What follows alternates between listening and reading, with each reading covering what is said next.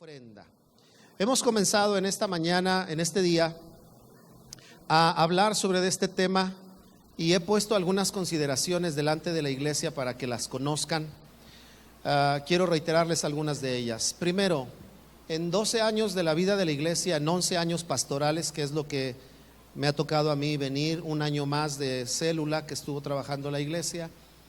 En esos 11 años nunca hemos tocado desde el púlpito el tema de la ofrenda, al menos desde mi parte. Sí han venido predicadores y nos han instado a ofrendar y todo esto, algunos de ellos muy pocos, pero es la primera vez en 11 años. ¿Por qué lo hice? Porque he creído y he visto la generosidad de la iglesia. Usted puede mirarlo en lo que tenemos, en lo que pasa en la iglesia, en el estándar que procuramos darle a las cosas, ¿verdad? La verdad es que somos una congregación favorecida, hermano. O sea, usted ha sido parte de esto al ser generoso, al dar su ofrenda y sus diezmos, o sus diezmos y sus ofrendas.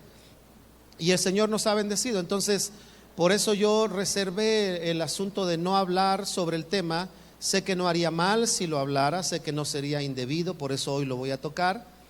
Pero creo que hoy estamos en un tiempo muy importante en la vida de la iglesia, en donde la comprensión, la frescura, la vitalidad, sobre todo la convicción e inclusive la revelación de Dios a nuestros corazones con respecto del tema de la ofrenda, lo que esto implica, diezmos, primicias, ofrendas, votos, lo que sea, es muy importante para nosotros como iglesia. Hace rato le decía a los hermanos que Dios ha de levantar y de usar esta congregación, ya no solamente para sostener lo que esta congregación desarrolla, sino que Dios nos va a llevar a ustedes y a los demás que lleguen a esta congregación en la visión de crecimiento, para que podamos impulsar a otras personas, para que podamos sembrar en otros ministerios, ¿verdad? Y eso se lo digo de corazón, ¿verdad? Porque hay hermanos o hay congregaciones que batallan con una cosa o con otra, y nosotros, Dios quiere usarnos para bendecir a otras congregaciones. ¿Se alegra usted por eso? Dígale al que está a su lado, qué emoción, hermano, poder ser parte de lo que pasa en otras casas. Así que Dios quiere llevarnos hacia allá, pero es muy importante entender lo que Dios hace en nosotros y responder ante lo que Dios hace. Le voy a poner un ejemplo para ir comenzando con algunas ideas. Cuando Dios quería establecer un lugar en donde manifestarse a Israel, Dios le pidió a Moisés que construyera el tabernáculo. Pero para construir el tabernáculo, Dios indicó a Moisés: convoca a los hombres de Israel, a todo el que de su voluntad quisiere, que ofrende para construir. Así que entonces vemos que Dios quería hacer algo, pero para hacerlo Dios establece la ofrenda, ¿verdad? Dios quería salvar a la humanidad y para hacerlo establece la ofrenda, porque de tal manera amó Dios al mundo, ¿qué dice después? Que ha dado o que dio a su Hijo. La palabra ofrendar es ofrecer, la palabra ofrecer es dar. En la primera y segunda reunión tratamos algunos puntos muy importantes, por lo que yo les animo una vez más a que usted escuche la enseñanza en la página de la iglesia, o que vaya y pida su audio, ¿verdad? Y usted lo pueda tener para reproducirlo donde quiera y las veces que usted necesite, para estar aprendiendo acerca de las ofrendas en el contexto bíblico. Pero en esta hora quiero hablarles, en las reuniones pasadas hablamos acerca de por qué hablar de las ofrendas, dimos unas razones muy sólidas, interesantes. Segundo, hablamos de lo que implica la ofrenda, y hoy quiero hablarles acerca de lo que los tres principales enemigos de la ofrenda o del ser ofrendadores. Y por otro lado les voy a hablar de los diferentes contextos de la ofrenda. El tema es muy amplio, así que las siguientes semanas voy a seguir hablando del tema, porque hay preguntas como si el diezmo es vigente, no es vigente, si estamos en la ley o estamos en la gracia, porque hay diezmo. Hay preguntas sobre las primicias, si se deben de practicar, cuál es la manera de practicarlo. Entonces voy a estar tocando todavía más otros temas. Vamos a hablar de los diferentes tipos de ofrendas que había en el Antiguo Testamento, con qué estaban ligadas y cuál es la esencia de su enseñanza para nuestra vida el día de hoy. Pero hoy hablemos de estas dos cosas, ¿le parece bien? Vamos a hablar sobre los tres principales enemigos para ofrendar. No digo que sean los únicos, pero veo que son preponderantes estos. Y después vamos a hablar de los contextos de la ofrenda. Así que antes de empezar, voltea a ver a alguien y dígale: hermano, relájate, ¿verdad? Todo va a estar bien. Dígale: no nos van a pedir nada. Sí, porque hay algunos que han tenido malas experiencias, yo lo sé, ¿verdad? Tal vez en alguna ocasión estuviste en un evento, en un lugar donde pedían cantidades y Samuel, te iba a pedir que lo imitaras, pero te va a dar pena, pero Samuel de repente se pone a predicar como algunos predican y a ofrecer milagros por $1,000 y por $1,000 porque sí hay gente así, sí hay gente que maneja así, dice: dependiendo de tu ofrenda va a ser tu milagro, y si quieres un milagro haz esto y pon lo otro y trae aquí, y en la medida que ofrendes así recibirás, y se está comerciando con el asunto de la ofrenda. Dios nos libre de hacer eso, pero no porque hay esos desequilibrios vamos a tener miedo del tema de la ofrenda, ¿verdad? Hay que aprender a manejarlo. De hecho, nosotros somos por naturaleza dadores, pero recuerde que esa naturaleza fue alterada por el pecado, ¿verdad? Pero por naturaleza somos dadores. ¿Por qué me atrevo a decir esto? Porque Génesis 1:27 dice que el Señor cuando hizo al hombre, es decir, en esencia en Adán, dice la Biblia que a imagen y semejanza de Dios, ¿qué dice? Los creó. A imagen, dígale al que está a un lado: tú y yo somos a imagen y semejanza del Señor. Sí, ahora los cristianos sí podemos decir eso. El no nacido no puede experimentar eso, lo puede decir pero no experimentar, porque cuando no hemos sido renacidos, la idea original de la imagen de Dios en el hombre está desvirtuada por causa del pecado, de la lejanía de Dios. Pero cuando venimos a Dios, la imagen que Dios había puesto en el hombre se restaura o se restablece y vuelve a tener la capacidad de funcionar. Por eso es que el Espíritu vuelve a tomar otro lugar en la vida del ser humano y comienza a trabajar con el alma de una manera diferente, cosa que no pasa con el que no ha nacido de nuevo. Y entonces el cristiano aprende a vivir en la dimensión de las diferentes vidas que tenemos. No tenemos solo una, tenemos varias vidas. Pastor, ¿somos gatos? No, no estoy hablando de eso. Estoy hablando que tenemos vida física. Algunos tenemos vida de más, pero bueno, física. Luego tenemos vida nueva, tenemos vida eterna, tenemos vida abundante. De tal forma que cuando nosotros somos renacidos podemos entrar a volver a funcionar en la dimensión de las vidas que Dios nos da. Ya no solo vivimos en la carne, es decir, en el cuerpo. Por eso Pablo dijo: lo que ahora vivo en la fe, Pedro, lo vivo en la fe del Hijo de Dios. Estaba diciendo: lo que ahora vivo en la carne, lo vivo en la fe del Hijo de Dios. Lo que estaba diciendo es: ahora puedo vivir en la dimensión del cielo, aunque estoy en la tierra y aunque habito en un cuerpo. Pero eso solo lo puede hacer el que ha renacido en Cristo Jesús, ¿verdad? ¿Cuántos dan gracias a Dios por eso? Desde esa plataforma podemos entender que el ser humano fue diseñado para ser dador, ¿ok? Eso lo ve usted en la Biblia. Lo ve en Caín, lo ve en Abel, ve una distorsión en Caín que se afecta, y ahorita vamos a ver el punto, y lo vemos a lo largo del tiempo. Y por eso Dios establece ofrendas, porque había una naturaleza en el hombre de ofrendar, porque hay un vínculo con Dios a la hora de ofrendar, es el tipo de relación que hay con Él, o la expresión de la relación, mejor dicho, que hay con Él. Pero además hay efectos que surgen de la ofrenda. Dice la palabra de Dios, como dijimos en Juan: porque de tal manera amó Dios al mundo que ha dado a su Hijo unigénito. Ahí está la ofrenda. Y luego dice: para que todo aquel que en Él cree, ¿qué dice? Mas tenga ¿qué? Vida eterna. Dos cosas dice: no se pierda, pero luego dice: tenga vida eterna. Así que en la ofrenda hay un no y hay un sí.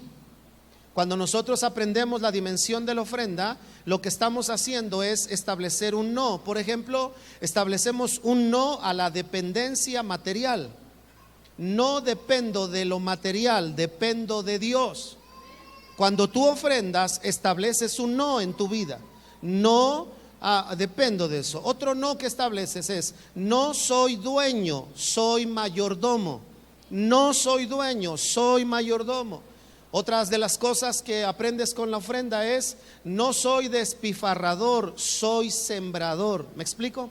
Entonces la ofrenda establece un no para que no se pierda, pero luego dice para que tenga vida eterna. Entonces ahora puedes mirar en la ofrenda que aprendes a confiar en Dios, que ves las bondades de Dios en su justicia y en su fidelidad cuando tú ofrendas fielmente y cuando entiendes el principio de la ofrenda. Y te das cuenta que este asunto de la ofrenda realmente es dimensional, no solamente es monetario o no solamente es con actividades o con gracia o con los dones que Dios te ha dado, sino que tiene que ver con una dimensión en la realidad espiritual que se manifiesta sobre nuestras vidas. Así que entonces vamos a aprender un poco al respecto de esto. Si me regalan más monitores, por favor, hijo, un poquito más. Ok, voltea a ver otra vez a su hermano y dígale: hermano, prepárate, agárrate de la silla que vamos a despegar. Dígale, si no puedes decir amén, di ay, es lo mismo, hermano. Yo te ayudo, yo te animo. Entonces comencemos pensando o hablando de los tres enemigos más preponderantes que podemos mirar según la Biblia con respecto a la ofrenda. El primero lo encontramos en Éxodo capítulo 10, versículo 24. Si usted no tiene Biblia, acérquese con alguien que tenga Biblia. Si está usando su teléfono, que sea la Biblia, que no sea el Facebook. Por favor, desconéctate ahorita de todo, de Facebook, de todo lo demás.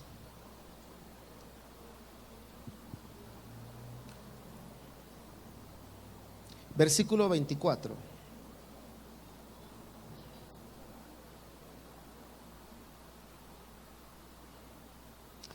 Entonces Faraón hizo llamar a Moisés y dijo: id, servid a Jehová, solamente queden vuestras ovejas y vuestras vacas. Vayan también vuestros niños con vosotros. Y Moisés respondió: tú también nos darás sacrificios y holocaustos que sacrifiquemos para Jehová nuestro Dios. Nuestros granados irán también con nosotros. No quedará ni una pezuña, porque de ellos hemos de tomar para servir ¿a quién? A Jehová nuestro Dios. Y no sabemos con qué hemos de servir a Jehová hasta que lleguemos allá. Pero Jehová endureció el corazón de Faraón y no quiso dejarlos ir. Y le dijo Faraón: retírate de mí, guárdate que no veas más mi rostro, porque en cualquier día que vieres mi rostro, morirás. En este contexto se le ha dicho, alguien ya le ha llamado a este pasaje, en el contexto que estamos hablando de la ofrenda, que hay un espíritu, ¿verdad? Y aquí podríamos hablar espíritu de Faraón. No estoy hablando de que sea el espíritu de Faraón en tu vida, por favor, no te espantes. Cuando hablamos de espíritu, hay dos cosas en las cuales nosotros podemos entender. Una es una entidad donde hay espíritus demoníacos que se mueven. También hay espíritus angélicos que se mueven o angelicales. Pero cuando también hablamos de espíritu, hablamos de actitud hacia algo. Entonces yo podría llamarlo de esta manera: una actitud de Faraón. ¿Cuál fue la actitud de Faraón? Que cuando Moisés vino y le dijo: déjanos salir para ofrecer a Dios ofrenda, es decir, holocausto, ¿qué le dijo Faraón? Ve tú, pero no te lleves ni a tus mujeres ni el ganado. Es decir, que el espíritu de Faraón nos habla por lo menos de dos cosas. Número uno, restricción o reservas. ¿Qué es lo que estorba el corazón dador del ser humano? Las reservas, ¿verdad? Y no estoy hablando de guardar adecuadamente, estoy hablando de poder restringir ciertas cosas. Vean lo que hizo Faraón. Ve tú, por ejemplo, la gente hoy dice: oye, además de que vas a pasar tiempo a la iglesia, ¿todavía das dinero? Entonces la gente dice: Que tú vayas y escuches la predicación está bien, pero que des dinero. Y entonces sale el espíritu de Faraón: ve y canta, ve y salta, y si Moy te dice que dances, danza, pero no ofrendes. Ya cantaste, ya le dijiste a Dios que lo amas, ya aplaudiste, ya dijiste gloria a Dios, ya con eso no es necesario dar. Faraón fue lo que dijo: sí, vayan ustedes los hombres y sirvan, pero a las mujeres y el ganado no lo sacan.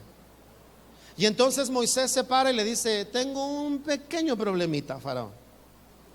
Vamos a ir a ofrecerle a Dios sacrificios.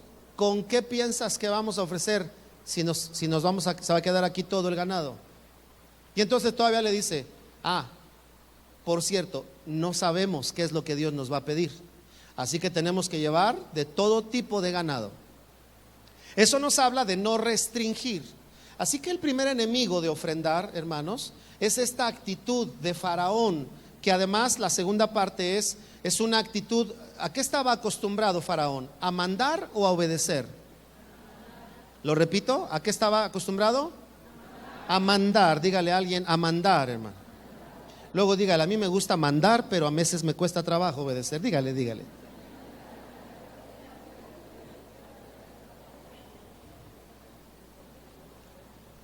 Esto lo vemos hasta en el matrimonio, ¿no? Una vez llegó un hombre y le dijo: yo mando en mi casa. Cuando mi esposa me dice barres y luego trapeas, yo le digo: de ninguna manera, primero trapeo y luego barro.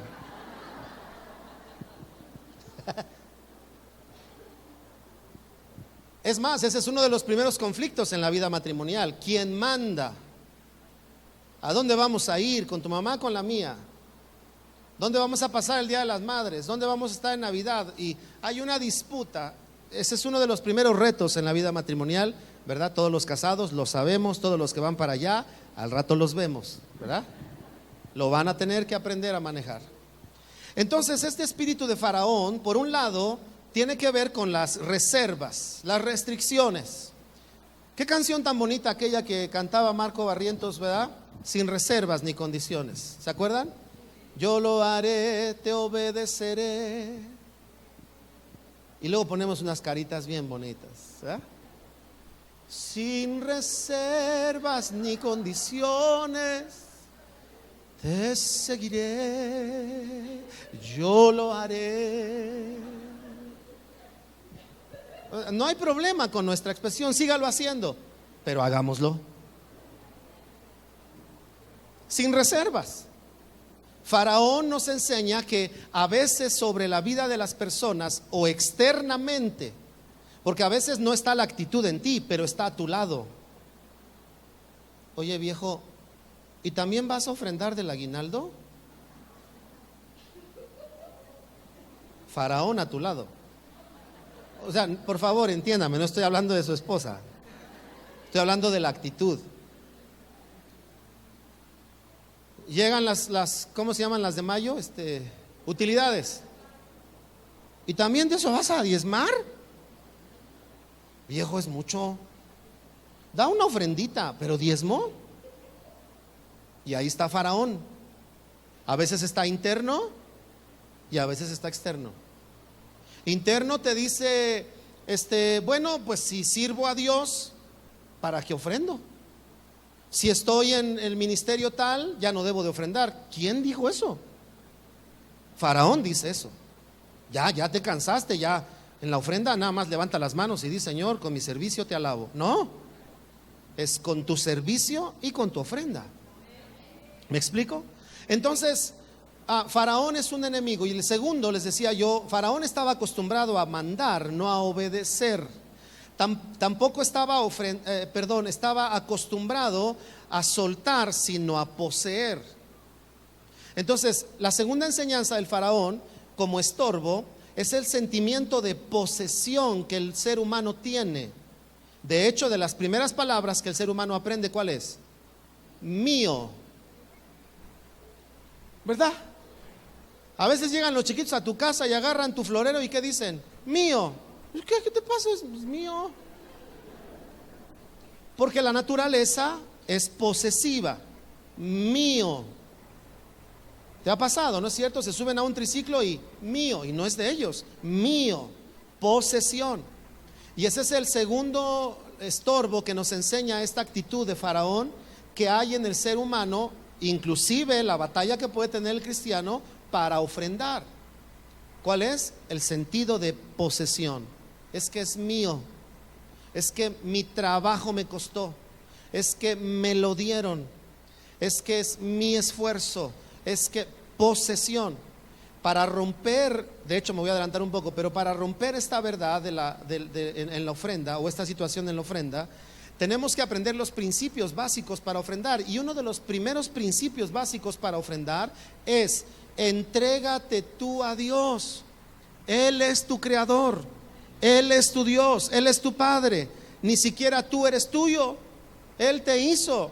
Por eso el Salmo dice: y ovejas de su prado somos. Él nos hizo y no nosotros a nosotros mismos. Pueblo suyo somos y ovejas, pueblo suyo somos. No soy yo de Dios o soy yo de mí, no, pueblo de Él. Y se rompe la idea de posesión. ¿Por qué le cuesta a tu hijo regalarle a su hermano la pluma que le diste? Por el sentido de posesión. Es que es mía. Hijo, va a venir de visita el primo Lupillo. Ah, pero es que Lupillo no se baña. Se va a hospedar en tu recámara. Y tú ya empiezas a oler a Lupillo. Y te dice tu mamá: y si sigue rezongando, se duerme contigo en tu cama. Y sale la actitud: pero es que mi cama, ¿de verdad? Es mi. Entonces, por naturaleza, el ser humano batalla con este sentimiento de posesión. Se dice que el ser humano es territorial, ¿verdad? Y entonces donde empieza a ubicarse parece establecer su territorio. Y cuando alguien llega a su territorio siente una alteración. Y eso pasa en todos lados, ¿no? Te pasa cuando te subes al pecero. Te subes al pecero y, ¿verdad? Y nos decían por ahí, y nos desparramamos tal cual. Pero empiezan a subir las personas, ¿verdad? ¿Ha visto la cara de las personas cuando empieza a subir más gente? ¿Ha visto usted que la gente cuando abre la puerta todos así? ¡Ay, se va a subir otro! ¿Los ha visto así? No. Los que dizque van dormidos parece que empiezan a cabecear más, para decir: de mi desparramamiento no me mueven.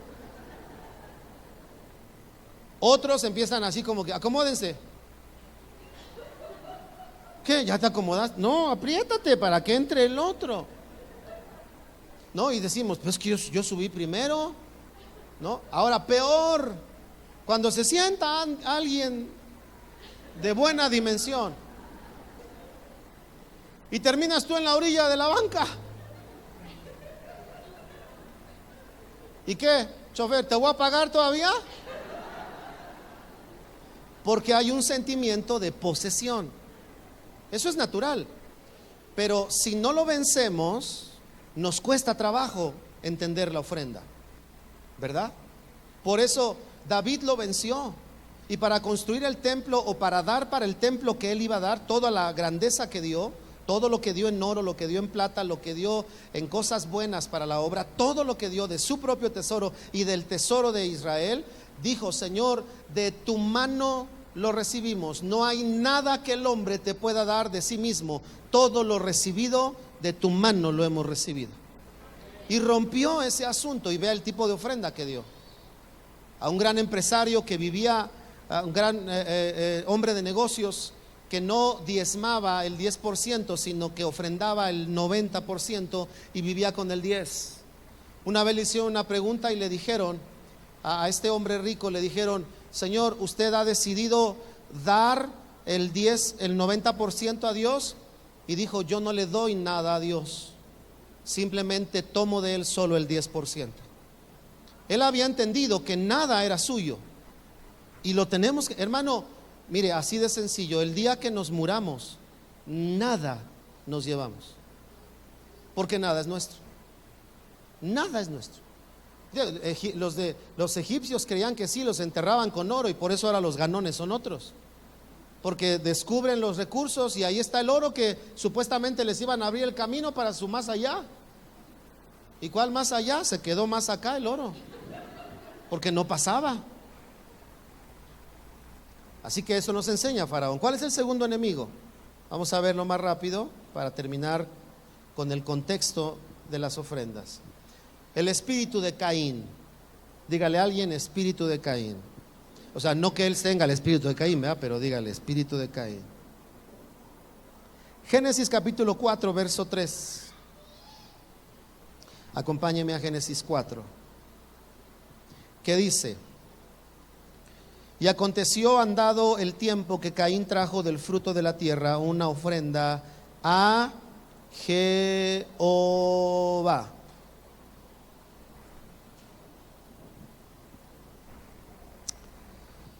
¿De qué nos habla el espíritu de Caín? Podríamos considerar por lo menos dos cosas.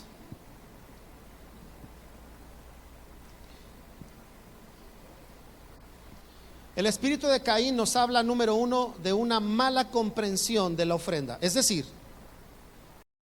Faraón no quería que ofrendaran. Caín sí ofrendaba, pero ofrendaba con una mala comprensión del tema. Y este es un enemigo, porque hay gente que por no comprender no ofrenda, pero hay otros que aún ofrendando comprenden mal el concepto de la ofrenda. En este caso, Caín es una muestra de ello. ¿Por qué digo que comprendía mal? Usted conoce la historia, lea más adelante el pasaje que estamos leyendo en el capítulo 4. Y dice que cuando él trae la ofrenda y Dios no la recibe con agrado, lo que pasa con Caín es que éste se enoja. La pregunta es, ¿la ofrenda era para ser reconocido o la ofrenda era para adorar a Dios? Para adorar a Dios. Parece ser que Caín no tenía esto en vista, de tal forma que cuando Dios habla de su no agrado hacia la ofrenda, Caín se enoja. Así que el primer punto que nos enseña Caín, que es un estorbo para la ofrenda, es ofrendar, pero con una mala comprensión o un mal enfoque de la ofrenda. ¿Cuál es el enfoque correcto? La ofrenda no se trata de mí. ¿De quién se trata? De Él. No se trata de agradarme, ahora sí pude dar la ofrenda que quería. No, no es de ti, es gracias Señor por lo que me has dado, a ti te doy, a ti te agradezco.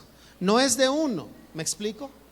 No es de presunciones y llegar y decir, yo ya ofrendo más, yo ya domino el diezmo. No, porque entonces se trata de uno y no es de eso, se trata de Dios. La segunda cosa que nos enseña Caín es que el espíritu de Caín trata o mata a los que bien ofrendan. Trata de matarlo. En este caso lo mató. ¿Qué hizo Caín con su hermano? Lo mató. ¿Por qué lo mató? Porque se enojó contra él por su mala comprensión de la ofrenda. Y Dios mira con agrado la ofrenda de de Abel, y entonces Caín se ensaña contra su hermano y lo mata. Este es otro obstáculo de la ofrenda. ¿Cuál es? Estamos hablando de una actitud. ¿Cuál es esta actitud o este proceso en nuestra mente? Es que empecemos a golpear. La palabra matar tiene dos ideas: separar o cesar.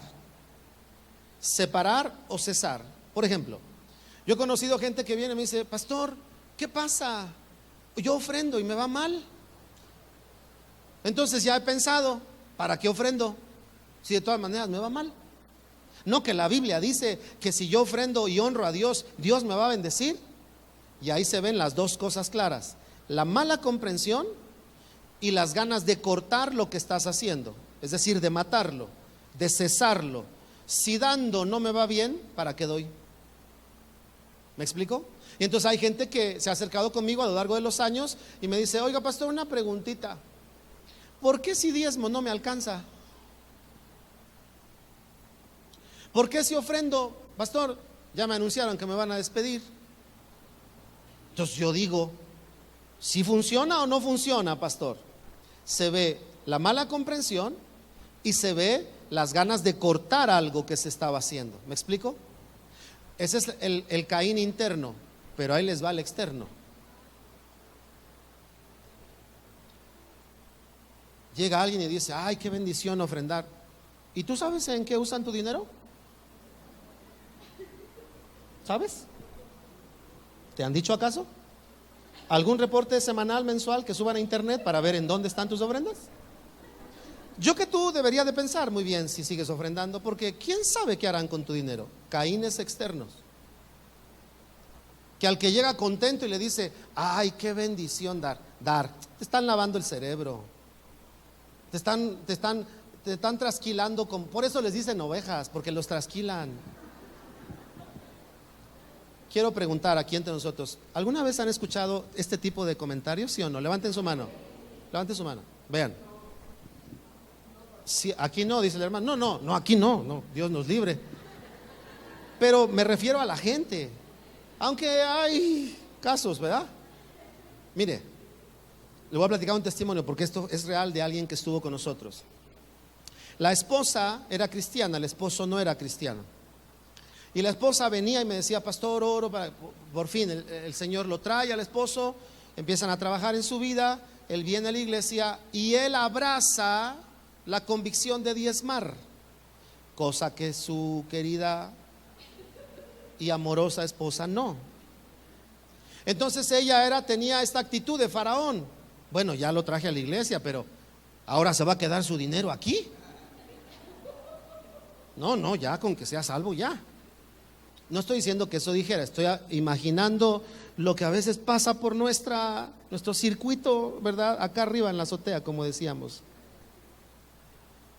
Entonces después vino él, me dijo, pastor, tengo unos pleitos con mi esposa. Ahora el esposo. Yo decía, ¿por qué, hermano? ¿Le va a la América o qué? No, pastor. ¿Por qué son pleitos?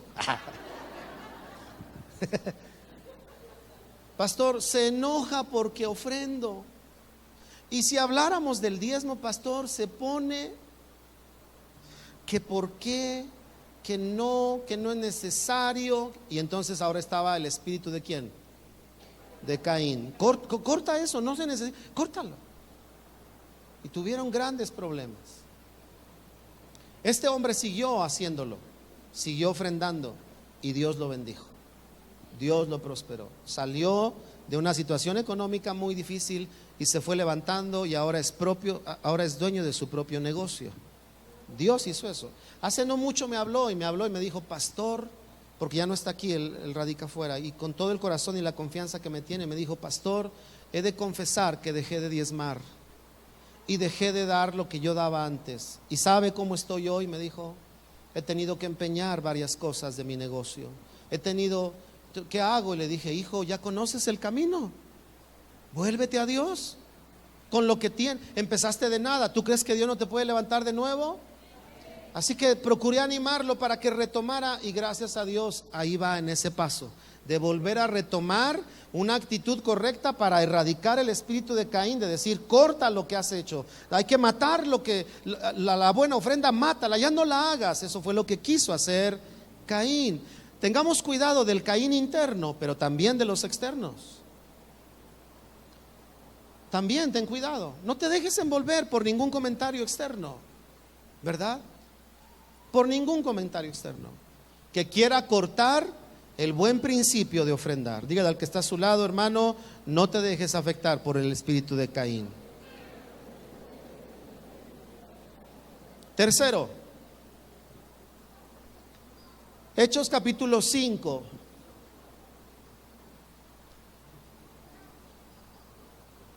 Hechos 5. ¿Cuál es otro de los enemigos de la ofrenda? El espíritu de engaño, la actitud de engañar, de querer truquear, de querer abusar, de querer manipular el asunto de la ofrenda. Este es un enemigo. Una vez un pastor hizo este ejercicio y habló de las ofrendas y al final dijo, hermano, quiero levantar una ofrenda especial para los necesitados, así que pasa y ofrenda. Y entonces pasaron y ofrendaron. Les pidió que se regresaran y después dijo: ahora los que estén necesitados pasen y tomen de esta ofrenda. Y el pastor dijo: lo que necesites, ¿no? Al final del evento se para una persona, un hombre, con el pastor y le dice: pastor, tengo algo que reclamarle. Le dice: porque usted nos predicó y nos dijo que si nosotros ofrendábamos a Dios, Dios nos ayudaba. Yo tengo un problema, y cuando usted dijo que pasáramos a ofrendar, yo pasé y di 500 pesos. Y cuando usted dijo que pasaban los que tienen problemas, yo pasé a recoger y nada más alcancé 50.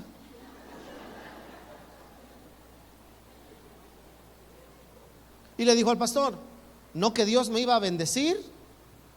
Estaba engañándose a sí mismo.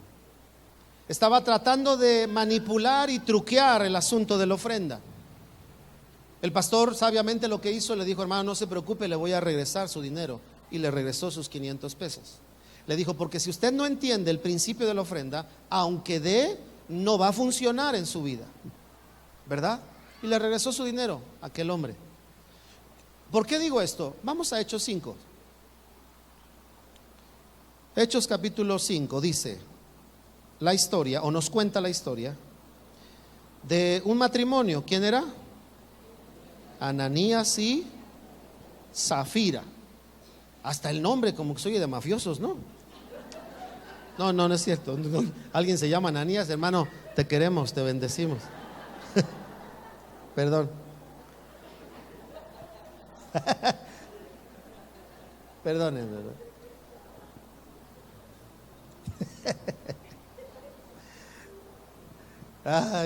Bueno, perdón.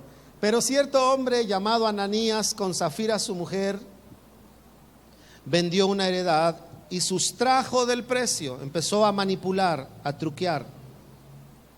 Sabiéndolo también su mujer, y trayendo solo una parte, la puso a los pies de los apóstoles. Era la costumbre, usted puede leer el capítulo 4 y lo dice.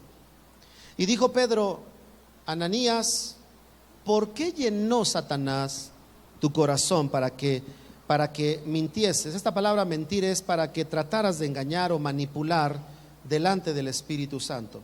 Fíjese delante de quién pone Pedro la ofrenda. ¿Delante de quién? Del Espíritu Santo. Que son cosas que a veces se le olvidan a la gente cuando ofrenda. Es en presencia del Espíritu Santo que se hace. No es la cooperacha de la iglesia. No es la cooperativa de la secundaria o de la primaria.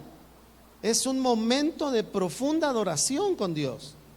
Lo repito, es un momento muy especial cuando ofrendamos. Y no estamos hablando de grandes cantidades, estamos hablando de la actitud correcta. Si das una cantidad fuerte, pero tu corazón es incorrecto, eso no agrada a Dios. Pero aunque dieras una pequeña cantidad, porque eso es lo que puedes dar, pero lo das con todo el corazón y es lo máximo que puedes dar, de eso se agrada a Dios. Y lo dice la Biblia, no lo digo yo. Dice la Biblia que Jesús miró las ofrendas y los que más tenían dieron más que la mujer que dio menos, pero ellos dieron de lo que les sobraba. Y no era con agrado para Dios. Pero se agradó de la mujer que dio poco, pero dio todo lo que tenía. Dice entonces, versículo, ¿dónde nos quedamos? En el 6. No es cierto, en el 5.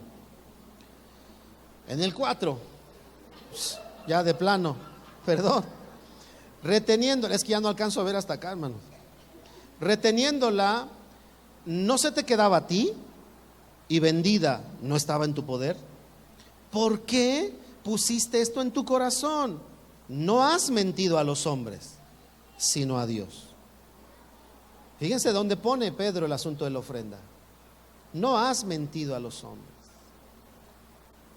Dice, al oír Ananías estas palabras, cayó y expiró. Es decir, se murió. Y vino un gran temor sobre todos los que oyeron. Y levantándose los jóvenes, lo envolvieron y sacándolo lo sepultaron. Pasando un lapso como de 3 horas, sucedió que entró su mujer, no sabiendo lo que había acontecido. Entonces Pedro le dijo: dime, ¿vendiste en tanto la heredad? Le dio chance, hermanos. Y ella dijo: sí, porque en eso había quedado con su esposo, en tanto. Y Pedro le dijo: ¿por qué hiciste este convenio con tu marido en tentar al Espíritu del Señor? He aquí que a la puerta a los pies de los que han sepultado a tu marido, y te sacarán a ti. Al instante ella cayó a los pies de él y expiró, y cuando entraron los jóvenes la hallaron muerta. Yo me imagino que los jóvenes dijeron: ¿otra? Y la sacaron y la sepultaron junto a su marido. Y vino gran ¿qué? Temor sobre toda la iglesia y sobre todos los que oyeron estas cosas. Así que el espíritu de ¿qué les dije hace rato? De engaño, perdónenme. Espíritu de engaño, fíjense lo que genera. Cuando digo engaño, no es el hecho de querer engañar, porque de Dios, ¿quién se puede burlar? Nadie. O sea, nosotros podemos decir, voy a dar una buena ofrenda, y tú sabes que no es la mejor. Te estás engañando a ti mismo, no a Dios, ¿verdad? A veces gente que viene y me dice: pastor, ¿el diezmo es el 10% o cuánto? Sí, hermano, es el 10.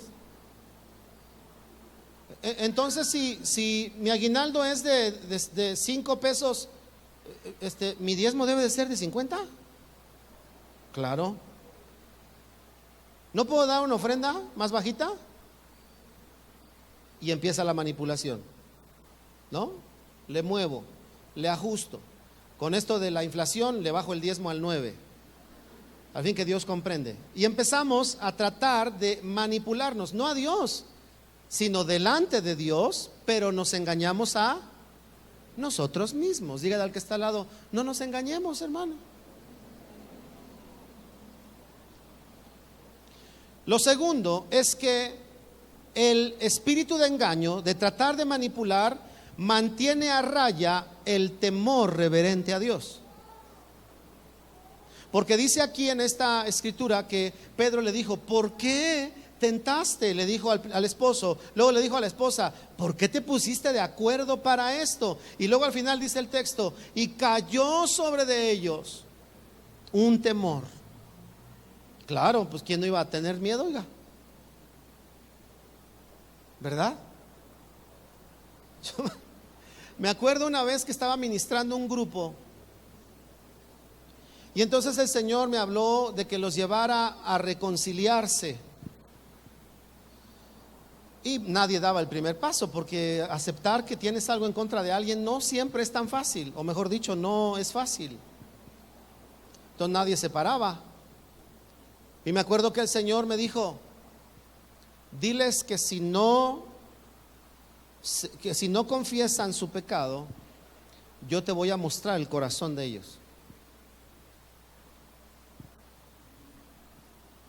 Le dije: hermanos, Dios nos invita a confesar nuestras ofensas. No los iba yo a exhibir, no. O sea, no era los voy a exhibir, es a ti te voy a mostrar. Yo lo que iba a hacer era ir al oído y decirle: este es tu problema, para aclarar. Dios no va a exhibir, nuestro pecado nos puede exhibir, pero Dios no. Así que cuando les dije: hermanos, hay que obedecer a Dios, si no, Él va a mostrar los corazones. Que se para el primero.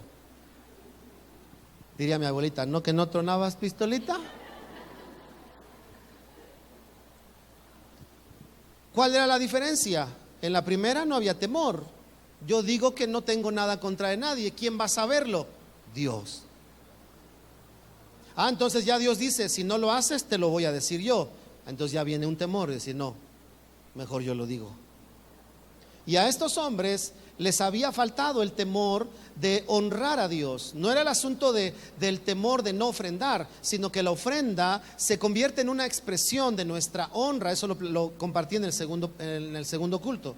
Así que entonces el espíritu de engaño, número 1, trata de alterar y de tratarnos de engañar. Si no doy, Dios entiende y Dios es bueno, entonces ya pagué todo, pero no me alcanzó para ofrendar, y nos queremos engañar. Hay que honrarlo a Él con nuestros bienes. Yo le decía en la primera reunión, en la segunda: lo primero que usted debe de hacer cuando recibe su ganancia es separar su ofrenda. Un amén que encuentre por ahí, por lo menos. Gracias, hermano. Es lo primero, no lo digo yo, lo dice la Biblia. En el Antiguo y en el Nuevo Testamento dice: preséntate delante de Dios según Él te haya prosperado. Así que según recibes, lo primero que haces es preparar algo con lo que te vas a presentar delante del Señor. En el Nuevo Testamento el apóstol Pablo les decía: cada primer día de la semana cada uno tome lo que como haya recibido del Señor y guárdelo para ofrendarlo. Así que entonces entendemos que el engaño manipula. Y número 2, el engaño aleja o anestesia, por decirlo de alguna manera, esta actitud de temor reverente delante de Dios. ¿Me explico? Piensa en esto, hermano, piensa en esto. Yo recuerdo que un día yo tuve un gran dolor en mi corazón como hijo, cuando una vez me estaba comprando algo y de pronto vino un pensamiento a mi cabeza y dije: nunca le he regalado a mi padre algo de este valor. Y me sentí, hermanos, tan avergonzado en mi corazón que recuerdo que le hice un obsequio a mi padre y le di 3 de esas cosas que iba yo a comprar. Esa enseñanza esa situación a mí me enseñó a meditar lo siguiente. Piénselo y júzguelo usted. ¿Cuánto temor reverente hay a Dios si yo me compro algo de 10 pesos que tal vez no necesito, pero me gustó, y ofrendo 50 centavos? Piénselo. Pero creo que hay una alteración de la mayordomía reverente de lo que Dios nos ha dado. Y mire, hermano, por ahí pasamos todos. Porque cuando no tenemos dinero, queremos tener. Y cuando tenemos, queremos comprar. El asunto es que siempre tenemos necesidad. Llega a pasarnos. Y nos pasa, ya cuando empiezas a pasar cierta edad, bueno, algunos no, ¿verdad? Pero la mayoría, como que ya te aterrizas. Yo me acuerdo que cuando comencé a trabajar, me compraba tenis cada quincena. Llegaba un amigo, ya saben que en los trabajos todo el mundo lleva para vender, y llevaba tenis americanos, y para mí eran mi delirio, porque en mi niñez no había podido comprarme nunca unos tenis de esos. Puro Setia, puro Risco me compraba yo. Y veía a mis amigos y llegaban y, mis Nike, mis Pony, mis Reebok. Y yo decía: ¿qué? Mis Risco.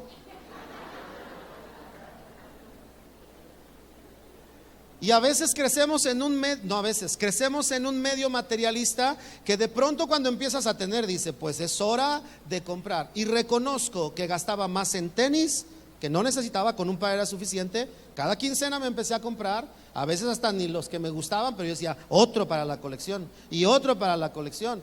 Y empecé tenía dinero. Hasta que un día me di cuenta que mis ofrendas no eran equivalentes al gasto en mis tenis.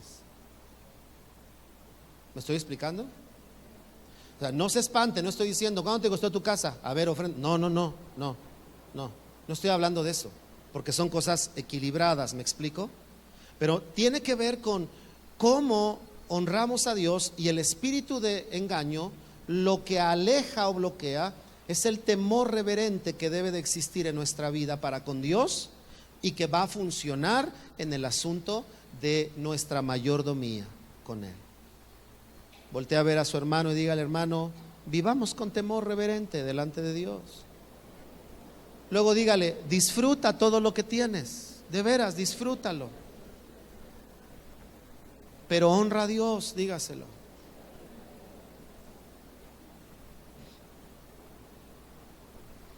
¿Vamos bien hasta aquí, hermanos? ¿Todavía pueden decir amén o algo así? Ok, gracias a Dios por eso. Ahora vamos a cerrar. ¿A qué hora se acaba el culto? ¿A las 2? ¿A qué hora son? O sea que ya se me acabó el tiempo. Bueno, vamos a hacer esto. Le voy a hacer una lista de los contextos de la ofrenda y la próxima semana los voy a explicar. Pero para que usted desde hoy se dé cuenta que la ofrenda no solo tiene un contexto o una connotación, tiene varias. Por ejemplo, según la Biblia, las ofrendas tienen que ver con nuestra cercanía o nuestra manera de acercarnos a Dios.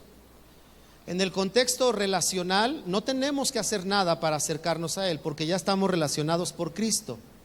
Pero en nuestro tipo de relación, es decir, lo reconocemos como nuestro Dios, nuestro Padre, lo reconocemos como nuestro proveedor, ese reconocimiento se expresa a través de nuestra ofrenda, de nuestra vida en ofrenda y de nuestras acciones en ofrenda a Dios, según lo enseña la Biblia. Cercanía, acercarse a Dios. Segunda connotación, la Biblia enseña que también había ofrendas para los necesitados. Y usted puede leer en el capítulo 4 de Hechos, léalo en su casa, que los cristianos vendían sus heredades, algunas de ellas, y traían el resultado de la venta a los pies de los apóstoles, y dice, para que no hubiera necesitados entre de ellos.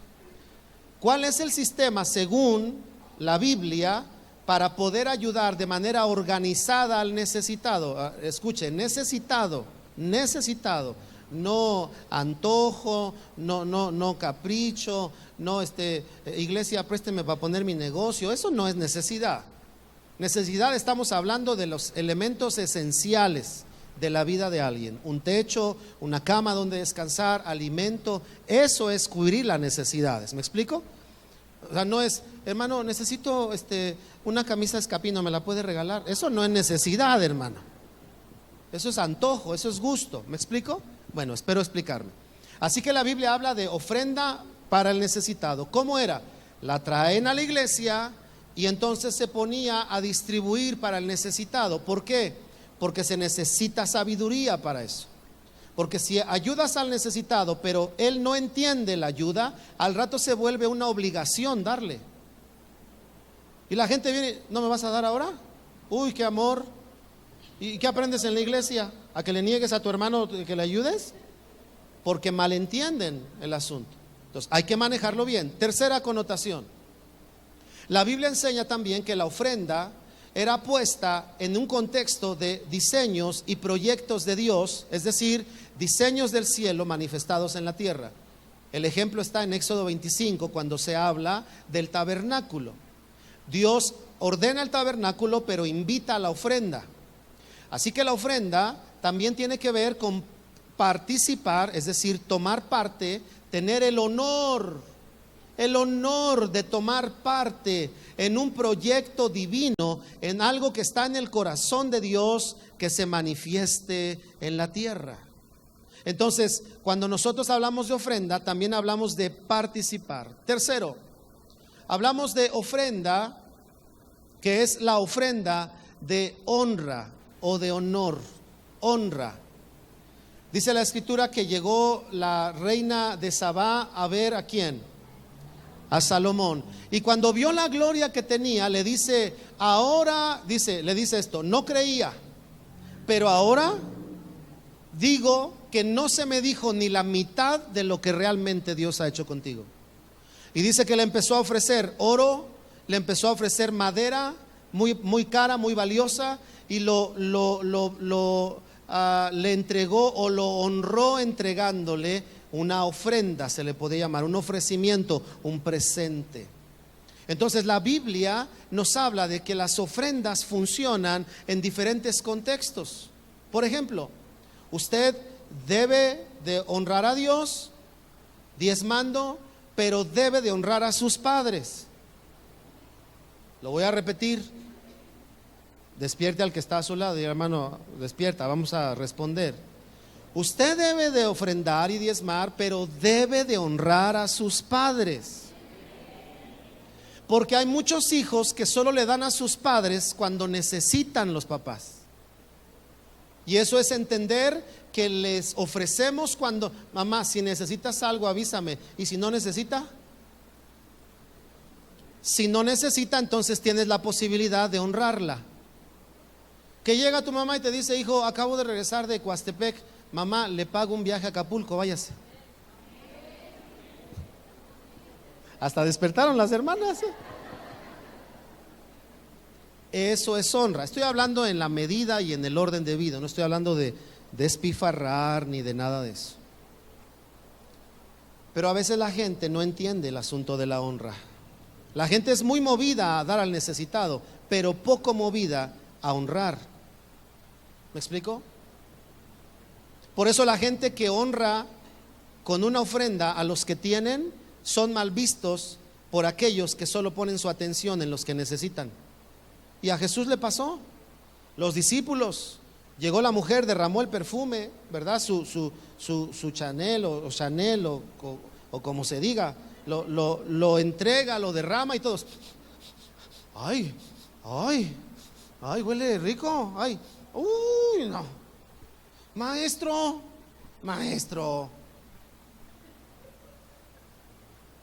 con eso hubiéramos dado de comer a los pobres.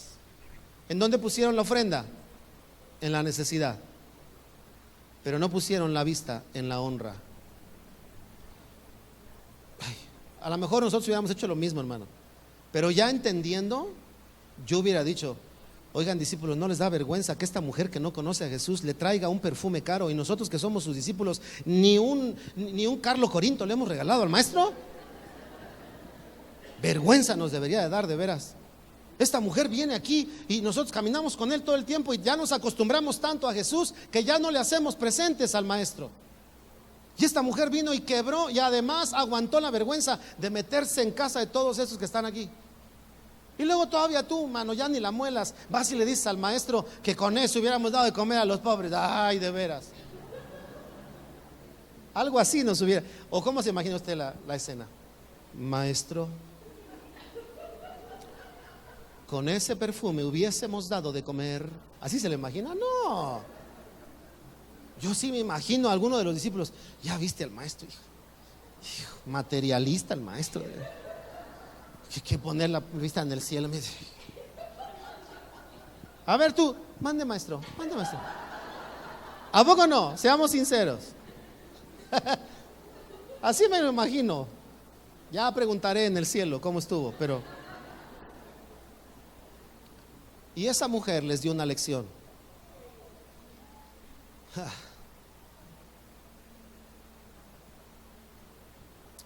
Esa mujer le dijo, ustedes tienen al maestro y no lo atienden así. Yo tan solo me acerqué hoy para reconocer que es mi Salvador. Pero si me acerco así, por lo menos le ofrezco lo mejor que tengo, aunque tengo una vida muy mala, pero Él es mi Salvador. Y les dio una grande lección a esos hombres que puede venir a enseñarnos hasta el día de hoy.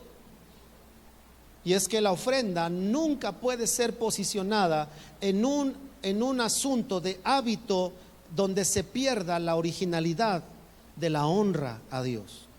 Es decir, cuando ofrendas a tu mamá, le das algo, le ofreces algo, a eso me refiero. Cuando ofrendas a la iglesia, cuando ofrendas a un proyecto, debes de saber que lo haces en honra a Dios, primero, por arriba de todo.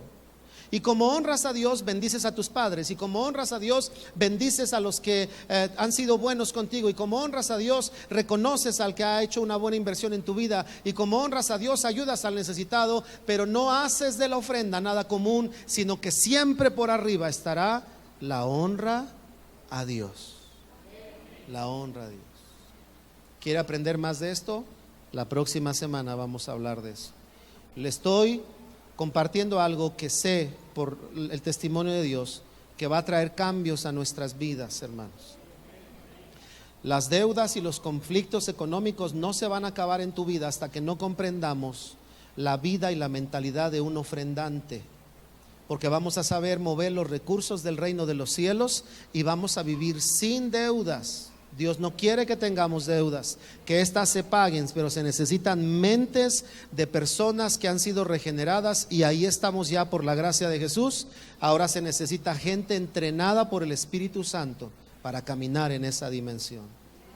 Amén. Bien, quiero invitarles a que antes de orar preparemos.